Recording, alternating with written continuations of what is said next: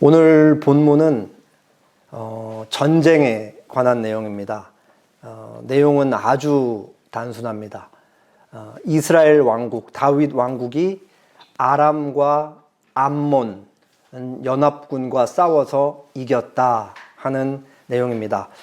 사실 8장, 이제 오늘 10장인데 8장에서 다윗의 정복 전쟁을 우리가 한번 보았습니다.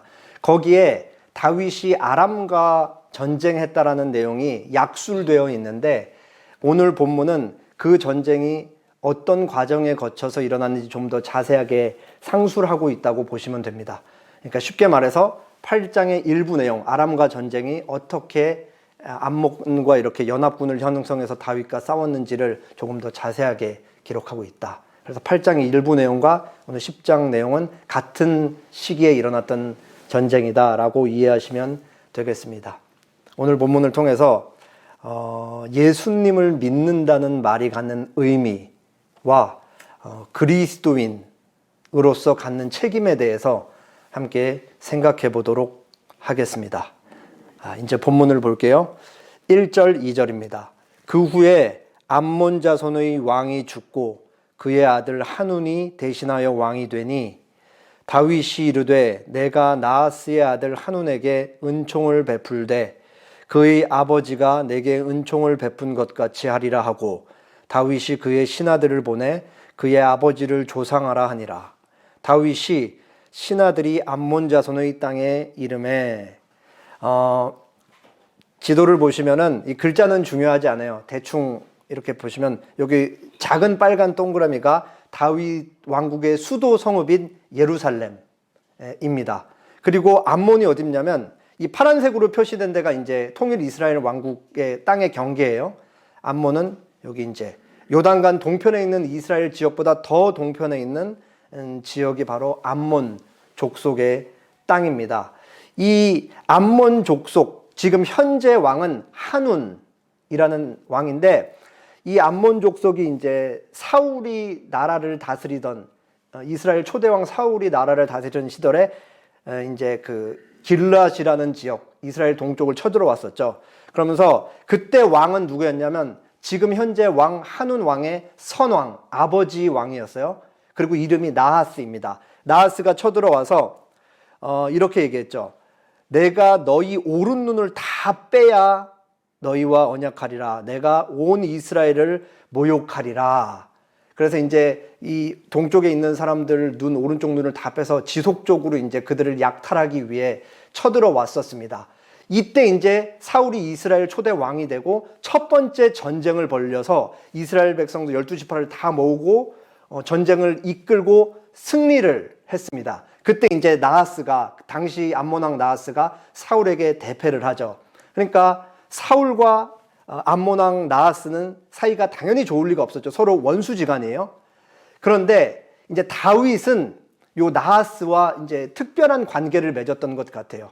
다윗이 사울로부터 쫓겨서 망명 생활을 할 때 그 나하스로부터 도움을 받았던 것 같습니다. 성경이 그 내용을 기록하고 있지는 않는데 오늘 본문에 다윗이 나하스로부터 내가 도움을 받았다 얘기하고 있고 적지 않은 학자들은 그 도움이 망명 생활 중에 나하스가 사울을 원수로 생각하고 있고 사울이 다윗을 원수로 생각하기 때문에 내가 다윗이랑은 좋은 관계를 맺을 수 있겠다 해서 도와줬다. 이렇게 이해를 합니다. 이제 다윗이 나하스가 죽고 그 아들 한운이 왕이 됐다라는 얘기를 듣자 이제 조문 사절단을 그렇게 보냅니다. 여기서 다윗이 조문 사절단을 보내면서 한 말이 아주 중요해요. 뭐라고 그러냐면 2절에 다윗이 이르되 내가 나하스의 아들 한운에게 은총을 베풀되 그의 아버지가 내게 은총을 베푸는 것 같이 하리라. 여기서 은총이라는 단어가 제가 자주 말씀드렸던 바로 헤세드. 그러니까 아주 사람과 사람이 뭔가 서로에게 줄 수 있는 호의와 도움일 때 큰 호의와 도움을 얘기합니다.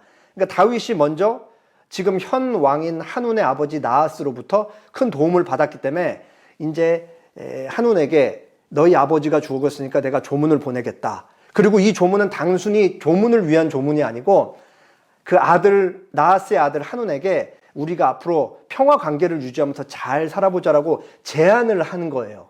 그러니까 엄청 큰 호의를 베풀었다고 할 수 있습니다. 자, 그리고 이제 우리가 이 10장 앞부분을 봤는데 이 10장에 나와 있는 내용이 이 10장을 9장과 반드시 같이 봐야 된다고 그렇게 독자들에게 얘기를 하고 있습니다. 첫 번째가 바로 이 헤세드라는 단어로 9장과 10장이 시작하고 있다는 거예요. 다윗이 헤세드를 베풀었죠. 9장에서. 누구한테 헤세드를 베풀려고 그랬죠? 요나단의 아들 무비보셋에게. 그리고 두 번째 공통점이 다윗이 헤세드를 베풀려는 대상의 아버지들과 좋은 관계, 언약을 맺고 있었고 나핫에게는 호의를 받았기 때문에 지금 은총, 헤세드를 베풀려고 한다라는 면에서 9장과 10장은 짝을 이루고 있다. 그래서 같이 봐야 된다는 사실을 우리가 알 수 있습니다. 다윗이 조문사절단을 보내자 이제 암몬 왕 한운이 반응을 합니다. 이제 뭐 반응하기 전에 먼저 신하들이 얘기를 해요.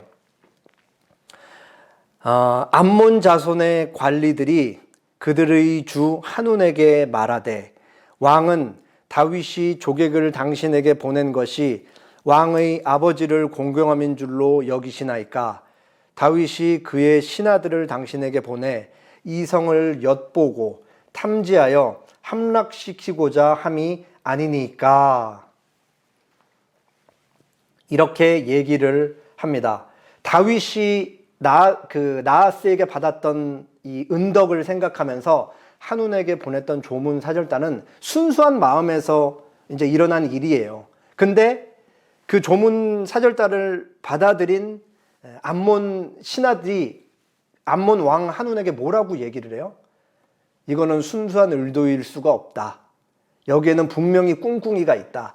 우리 이 성을 엿보고 우리를 정벌하려는 것이다. 라고 그렇게 조언을 합니다. 좀 안타까운 상황이죠.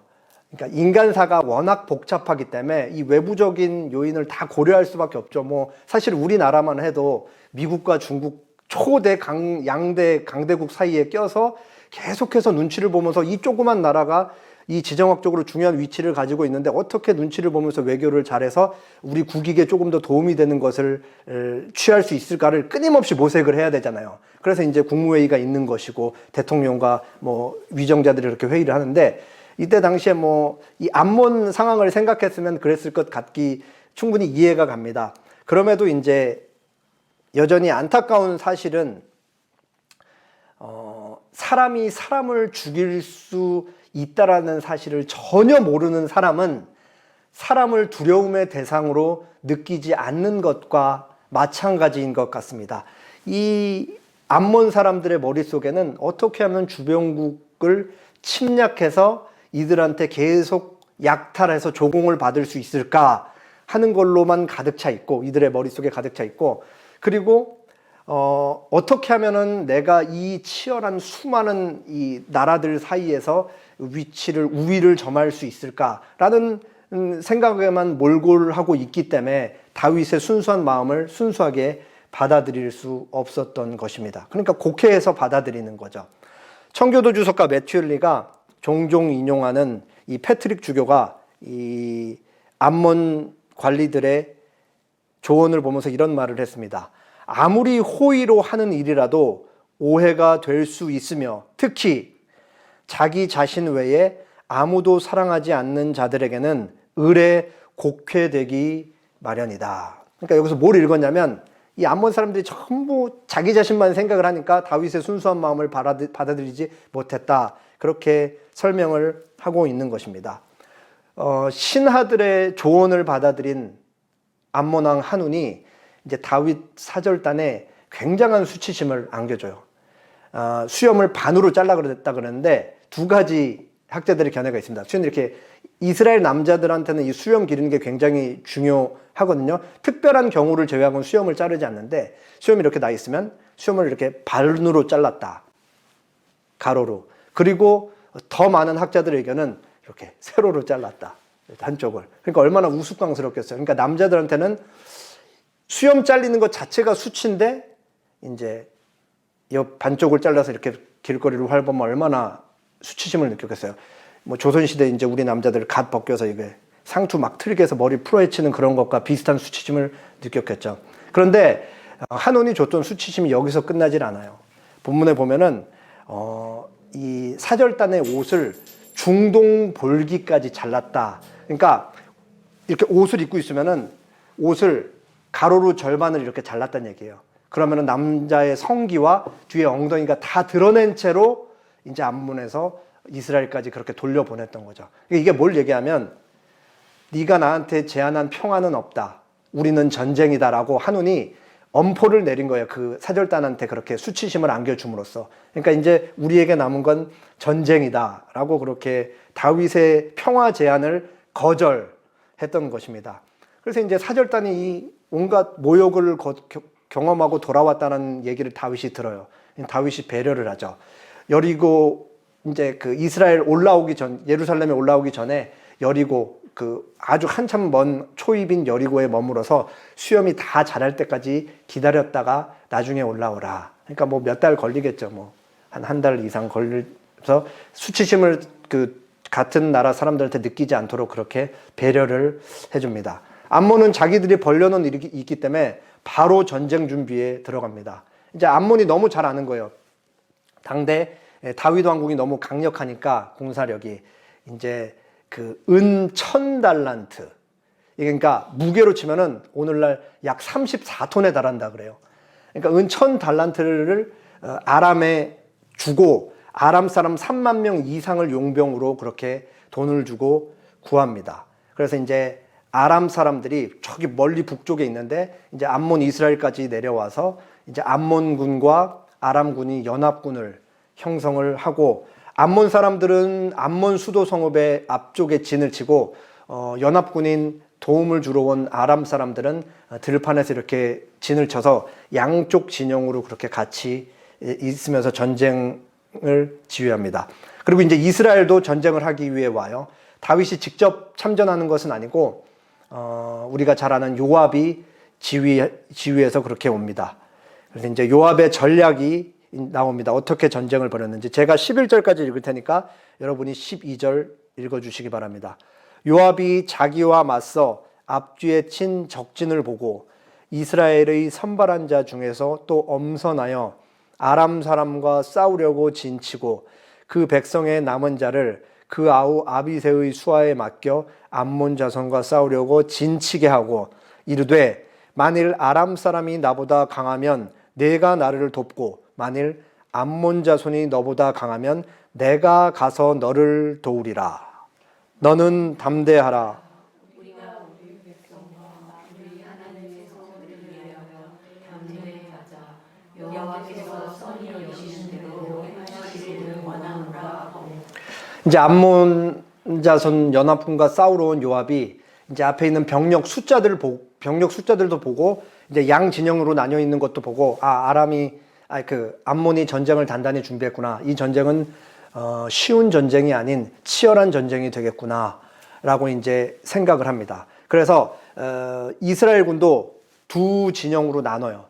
요압과 최정예 부대가 암몬 병력과 싸우고 그리고 요압의 동생 아비새가 아람 진영과 이렇게 싸우라 그럽니다. 그래서 각자 싸울 때 서로를 살피다가 불리한 쪽이 서로를 도와주자라고 이렇게 작전을 짭니다. 그러면서 이제 이 전쟁은 하나님의 백성들과 하나님의 성읍들을 지키기 위한 전쟁이니 우리가 마음을 담대히 하자라고 그렇게 말을 건네며 결의를 다집니다. 근데 아주 흥미롭게도 이 전쟁은 진짜 이 물리적 충돌이 있었나 싶을 정도로 아주 간단하게 그렇게 묘사가 돼요. 요압군이 아람군에게 쳐들어갔더니 싸우려고 갔더니 뭐 얼마나 사상자가 있었는지 모르겠는데 그냥 아람군이 주랭랑을 칩니다.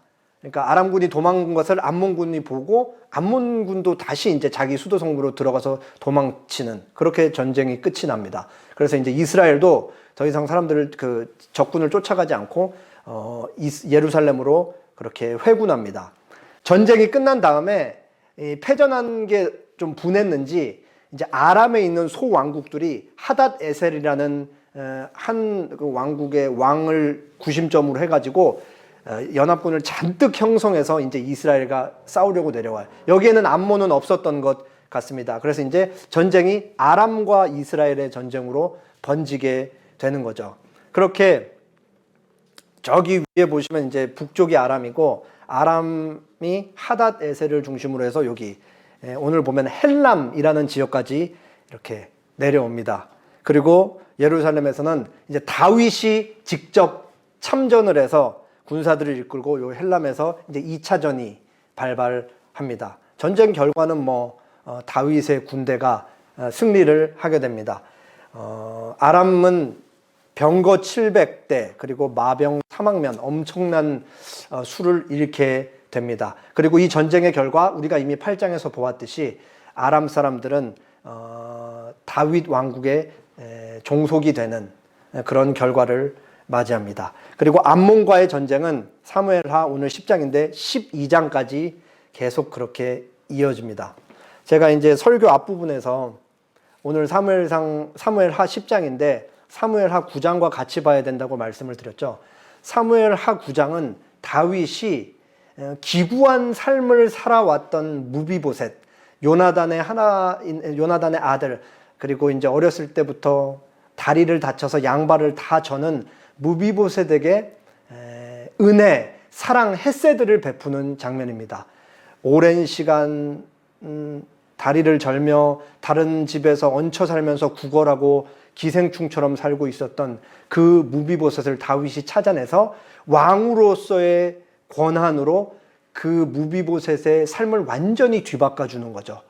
그래서 이제는 더 이상 무비보셋이 다윗을 만난 이후부터는 빌어먹지 않아도 되고 왕과 함께 식사를 할 수 있는 왕의 아들들과 같은 신분을 얻게 되는 게 바로 다윗과 무비보셋의 만남이었습니다. 그런 의미에서 다윗이 무비보셋에게 내민 손은 복음인 거예요. 복음. 다윗이 왕의 권위로 무비보셋을 지켜줄 수 있으니까, 모든 재산도 다 찾아줬으니까. 오늘 본문도 사실은 동일한 의미인 거죠. 이때 당시에 그 다윗 왕국은 주변국에서 거의 이제 최강국이라고 할 수 있을 만큼 강한 국력을 자랑하고 있었습니다. 그리고 다윗이 한운에게 제안한 게 뭐예요? 한운의 아버지 하기스에게 받았던 헤세드를 생각하면서 평화를 제안했잖아요.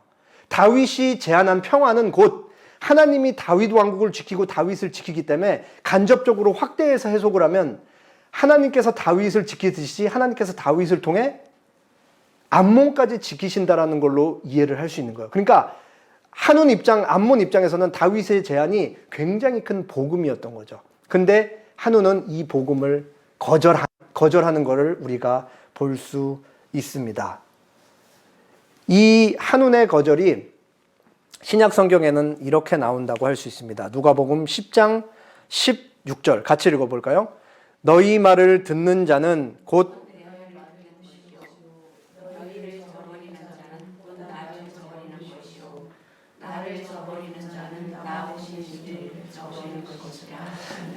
예수님께서 하신 말씀인데, 예수님께서 어떤 상황에서 이 말씀을 하셨냐면 자기의 제자들 70명을 사람들에게 보내면서 전도하고 와라 할 때 보내셨던 말씀이에요.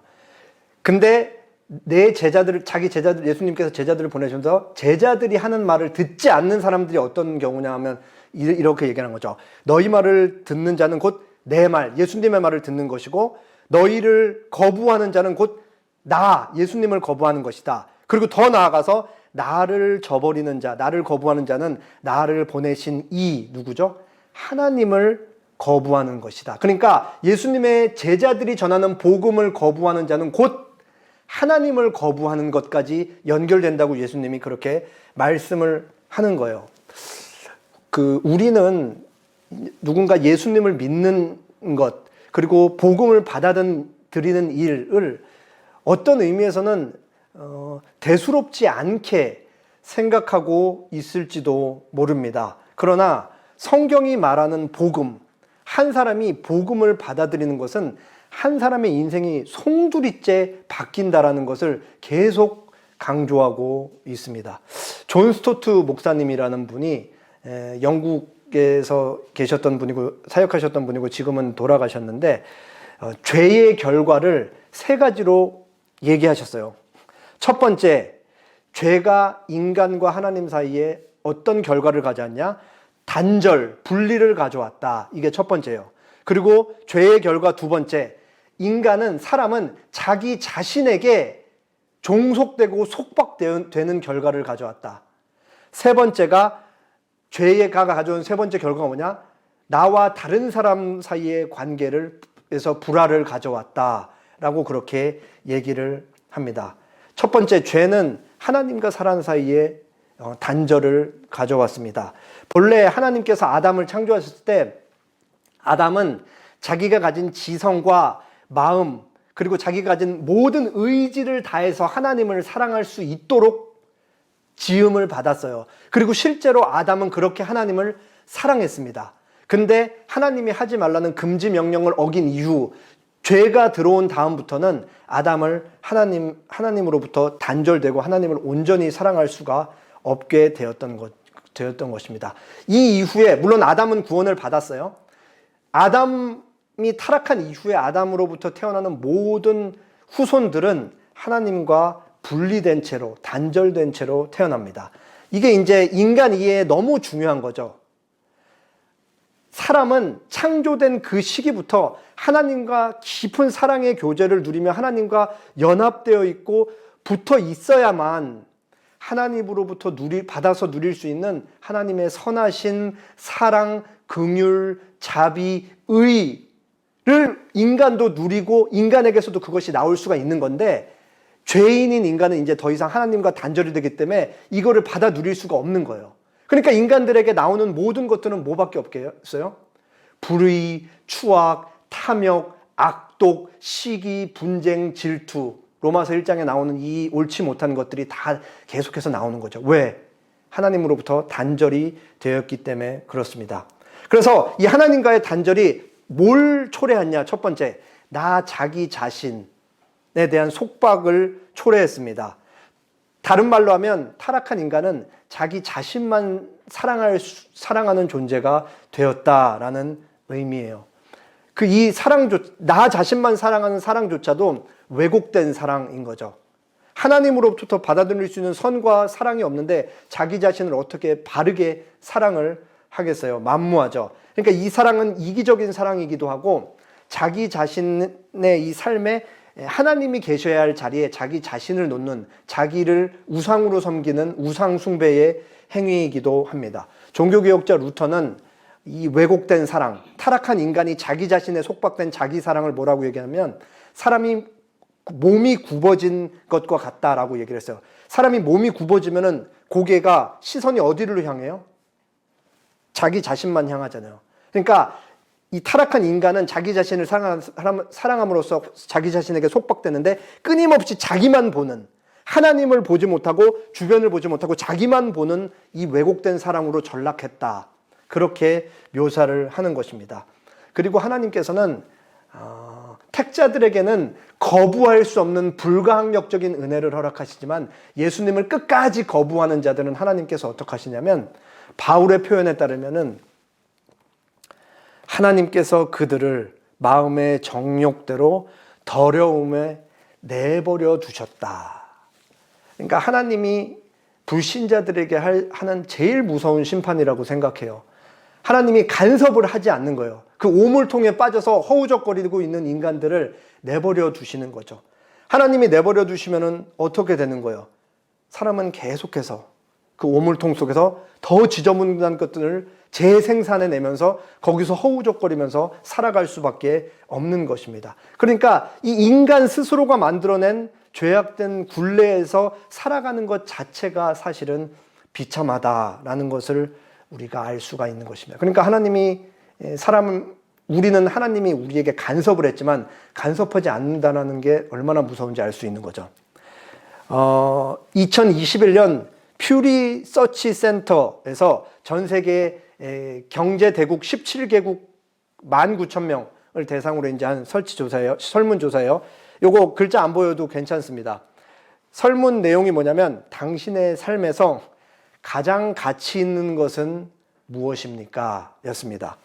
여기 보시면은 잘 안 보이시겠지만 17개국 중에 세 나라, 스페인, 한국, 대만을 제외하고는 전부 다 하나를 꼽았어요. 1순위로. 자신의 삶에 있어서 가장 중요한 것을 하나로 꼽았습니다. 뭐로 꼽았냐면 가족으로 꼽았어요. 그리고 스페인은 1순위를 건강으로 꼽았고 대만은 사회를 꼽았습니다. 자, 그런데 한국은 뭘 꼽았냐? 전체 평균에서 제일 높은 거는 가족인데 우리나라는 돈을 꼽았습니다. 아주 우리나라의 특징이라고 할 수 있겠죠. 이 사람의 욕심이란 건 사실 끝이 없잖아요. 사람마다 여기 뭐 1순위를 돈이라고 꼽았는데 이 돈도 기준이 다 다를 거 아니에요. 그냥 자동차 한 대, 그리고 걱정 없이 살 수 있는 자가 한 대라는 기준을 갖고 있는 사람들도 있을 거고, 나는 빌딩 한 대는 가져야겠다 라고 생각하는 사람들도 있을 거고, 뭐 검소한 사람은 나 평생 월세나 전세 살아도 괜찮다 라고 생각할 수도 있겠죠. 사람마다 기준이 다 다른 거예요, 이 돈도. 그런데 과연 자기가 원하는 이 목표를 이루었다 그래서 거기서 만족할 사람이 있을까요? 나는 그냥 2000cc 차 한 대랑 이 84제곱미터짜리 집 한 대면 만족해 라고 했던 사람이 84제곱미터짜리와 2000cc 차를 가졌는데, 아이고 이거 집이 좀 작네, 백사는 사야겠다. 그러면 또 한 몇 억이 필요한 거잖아요. 그러면 거기서 계속 또 이 시궁창 속에서 살아갈 수밖에 없는 것입니다. 원하는 평수를 원했다 그래서 만족을 하지 못하고 더 큰 평수를 원할 것이고, 원하는 차를 구했다 그래도 만족하지 못하고 더 큰 cc의 차를 원할 것입니다. 우리 영혼에 근본적으로 병들어 있는 부분이 채워지지 않으면 인간은 이 탐욕 문제를 해결할 수가 없어요. 그리고 이 병든, 이 구멍난 인간의 영혼을 채워줄 수 있는 건 오직 예수님을 통해 하나님과 연합됐을 때 하나님으로부터 받아들이는 그 아름다운 열매들로만 채워질 수가 있는 것입니다. 근데 이게 채워지지 않으면 인간의 탐욕은 계속해서 그 무엇으로 부어도 채워지지 않습니다. 제가 한번 말씀드렸던 그리스 로마 신화의 에리직톤 왕과 똑같죠. 에리직톤 왕이 건드리면 안 되는 신성한 나무를 잘못 건드렸어요. 그러자 신으로부터 저주를 받는데 어떤 저주를 받았어요? 굶주림의 저주를 받았어요. 굶주림의 저주. 그래서 먹어도 배가 안 차는 저주를 받은 거예요. 그래서 나라의 왕이니까 가진 재산을 계속해서 소진하면서 먹을 걸 사기 시작했어요. 그러면서 계속 먹는데 이게 채워지지 않죠. 나라 재산을 다 탕진했어요. 이제 남은 게 이제 딸이 남았어요. 딸을 노예로 팔면서까지도 음식을 계속해서 먹어 치우기 시작했죠. 그래도 이제 이 허기짐의 저주가 해소가 안 되는 거예요. 결국 나중에 에리직톤 왕이 어떻게 됐어요? 자기 몸 뜯어먹잖아요. 자기 몸 뜯어먹다가 자기 몸 뜯어먹는 채로 그렇게 죽음을 맞이하는, 파국을 맞이하는 게 바로 이 굶주림의 저주입니다. 인간의 타락한 본성의 이 상태가 바로 이 에리직톤이 받은 저주와 같은 거예요. 뭘로 채워도 이 영혼의 구멍난 빈자리가 채워지지 않는 거죠. 그리고 이게 전부 자기 속박, 하나님과 단절된 인간이 자기를 끊임없이 바라보면서 자기에게 속박되고 자기만 왜곡되게 사랑하는 그 사랑의 반복이자 결과라고 할 수가 있습니다. 하나님의 내어버려 두심의 결과인 것이죠. 그리고 사람은 세 번째로 이런 상태이기 때문에 당연히 다른 사람들과 좋은 관계를 맺을 수가 없죠. 우리 그래도 잘 살고 있지 않냐, 이렇게 얘기할 수 있어요. 현실적으로는 나라마다 법이 있잖아요. 그러니까 법 질서를 통해 법을 어길 시에는 처벌을 받기 때문에 사람은 거기서 제재를 받아서 법을 통해 시민사회는 그래도 건강하게 유지되는 것처럼 보여요, 적어도.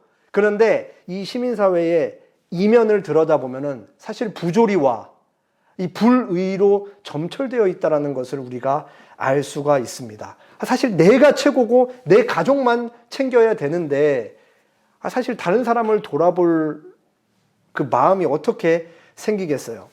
요즘 그리고 우리나라 생각하면 얼마나 치열해요. 저는 우리나라 대다수의 사람들의 이 첫 번째 목표는 인서울인 것 같아요. 인서울. 대학도 인서울, 사는 것도 인서울. 그래서 인서울이 아닌 사람들, 경기권, 지방은 말할 것도 없고 경기권까지만 밀려나도 사람들은 전부 이 패배의식에 시달려요.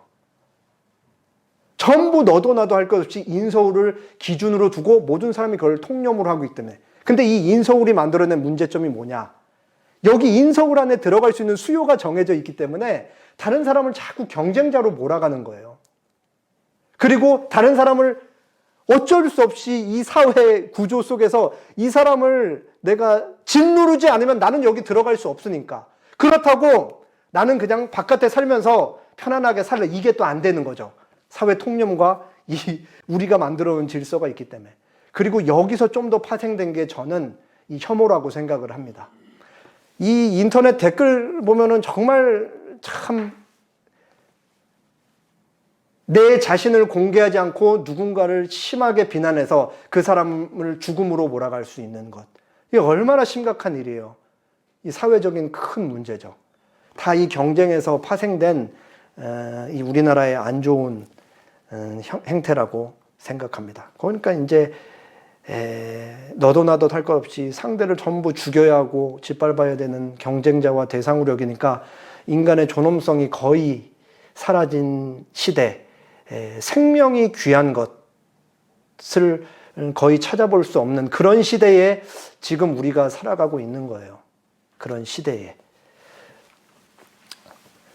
하이델베르크 요리문답은 인간의 구원을 이렇게 얘기하고 있습니다. 첫 번째 문이에요. 그러니까 이것을 작성한 우르시누스와 올리비아누스라는 독일 신학자들이 이제 16세기에 작성한 요리문답인데 첫 문이 제일 중요하기 때문에 이거를 여기 이렇게 기록해 놓은 거예요. 이렇게 시작해요. 살아서나 죽어서나 당신의 유일한 위로는 무엇입니까? 이제 삼위일체 하나님이 우리를 어떻게 위로하시는지 이렇게 얘기합니다. 살아서나 죽어서나 나는 나의 것이 아니요 몸도 영혼도 나의 신실한 구주 예수 그리스도의 것입니다. 그리스도께서는 그의 보혈로 나의 모든 죄값을 치르고 나를 마귀의 모든 권세에서 자유롭게 하셨습니다.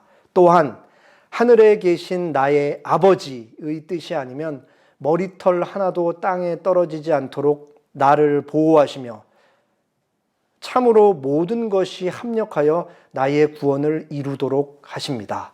그러므로 그리고 이제 성자 예수님, 성부 하나님 나왔으니까 이제 성령 하나님 나오시는 거예요. 하나님께서는 성령님을 통해 나에게 영원한 생명을 확신시켜 주시고 이제부터는 마음을 다하여 즐거이 그리고 신속히 하나님을 위해 살도록 하십니다.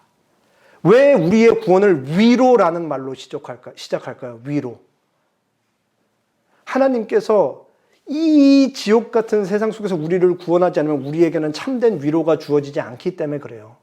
내어버려 두심의 상태, 하나님으로부터 단절되고 끊임없이 자기만을 보고 자기 자신만을 보기 때문에 딴 사람과 불화할 수밖에 없는 이 인간들이 만들어 놓은 이 세상 속에서 하나님이 가만히 내버려 두시면은 우리는 계속 그렇게 비참함 속에서 살다가 영원한 심판을 받을 수밖에 없는 그 존재이기 때문에 하나님이 우리를 찾아오셔서 복음을 증거하시고 예수님을 믿게 하시는 그 은혜가 우리에게 유일한 위로이다.